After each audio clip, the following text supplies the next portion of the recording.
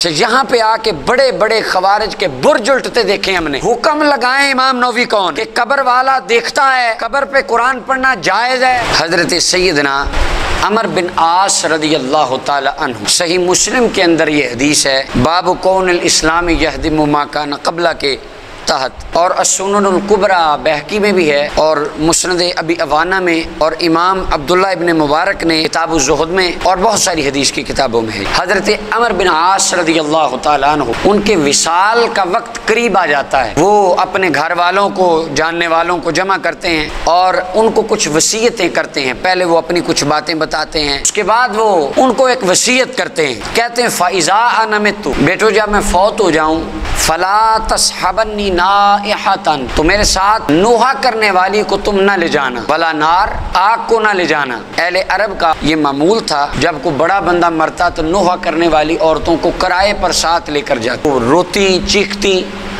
और साथ आग के अंगारे लेकर जाते। अलामत होती थी कि बड़ा बंदा फौत हुआ है। तो वसीयत फरमा रहे ये ना करना, फ़ाइज़ा दफ़नतुमूनी, जब तुम मुझे दफन कर देना, मट्टी मुझ पे डाल देना। उसके बाद नबी पाक के सहाबी फरमाते, और अल्लाह फरमाते वकुल्लुम वादअल्लाहुल हुस्ना, ये तो हैं ही जन्नती।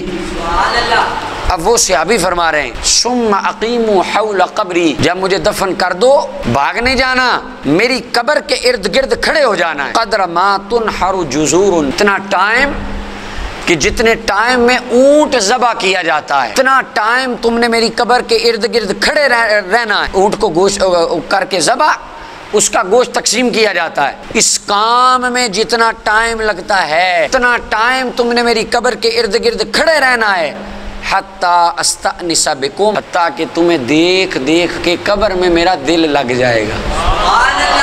तो अब सहाबी बता रहे हैं कि अंदर मैं होऊंगा पर बाहर तुम मुझे नज़र आते होगे, और तुम्हारे साथ मेरा दिल लगता होगा, और तुम्हें देख के मुझे याद आ जाएगा कि मैंने फरिश्तों को जवाब क्या देना है। अच्छा आप देखें, बंदे तुमने खड़े हो जाना है, और अच्छा वो बंदे खड़े हो गए। खड़े क्या हुए, क्यों हुए खड़े? बस चुप करके खड़े हैं, हाँ जी हाँ जी हाँ जी हेलो हम खड़े हैं, ओके, बस ये मकसद था? नहीं।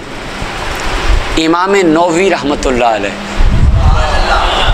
रियाज़ुस सालिहीन के मुसन्निफ, सही मुस्लिम की बाब बंदी करने वाले, चैप्टराइजेशन करने वाले सही मुस्लिम की, इमाम नववी, जिनके बारे में है कि वो 9 के कुतुब थे, वो तो खैर एक अलग बात है। जब रफ़ायदैन का मसला उठता है तो हमारे जो खवारिज दोस्त वो क्या कहते हैं, ये देखें सही मुस्लिम बाब क्या बांधा है इमाम नववी ने, बाब देखें इमाम नववी, वो रूप डालते इमाम नववी का, ये वो इमाम नववी है, वो बाब वाले इमाम नववी। इमाम नववी रहमतुल्लाह अलैह अपनी किताबुल अज़कार के अंदर बाब बांधते हैं, बाबु मा यक़ूलुहु बाद दफन, दफन करने के बाद क्या किया जाए, क्या कहा जाए, क्या पढ़ा जाए। इमाम नववी फरमाते हैं ये बात मुस्तहब है, कब्र के पास फारिग होने के बाद, कफन दफन से, कब्र बनाने के बाद, दफन करने के बाद कब्र के इर्द गिर्द बैठ जाएं, इतना टाइम जितने टाइम में ऊँट ज़बा किया जाए, बांटा जाए, और बैठ के करना क्या है, मुँह उठा के नहीं बैठना। वयश्तगिलुल क़ाइदून बितिलावतिल क़ुरआन व दुआ लिल मय्यित वल वाज़ व हिकायाति अहलिल खैर व अहवालिस सालिहीन। इमाम नववी कहते हैं वहाँ बैठ के कुरान पढ़ो, दुआएं मांगो, ज़िक्र करो। अगर ये कुछ ना हो तो औलिया अल्लाह की हिकायतें सुनानी शुरू कर दो।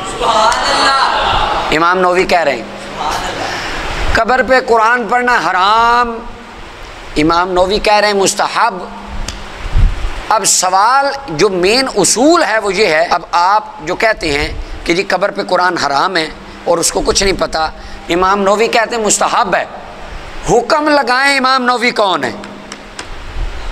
क्या ये गुमराह हैं? क्या ये जहन्नमी हैं? अगर इमाम नववी ये फतवा दें कि कब्र वाला देखता है, कब्र पे कुरान पढ़ना जायज़ है, मुस्तहब है, उसके बावजूद इमाम नववी जन्नत में चले जाएंगे, तो जिस दरवाजे से वो जाएंगे इंशाअल्लाह पीछे पीछे हम भी चले जाएंगे। अगर इमाम नववी ये अकीदा रख के जन्नत जा सकते हैं तो इंशाअल्लाह रसूलुल्लाह के ग़ुलाम भी ये अकीदा रख के जन्नत में जा सकते हैं। अच्छा, यहाँ पे आके बड़े बड़े खवारिज के बुर्ज उल्टते देखे हमने।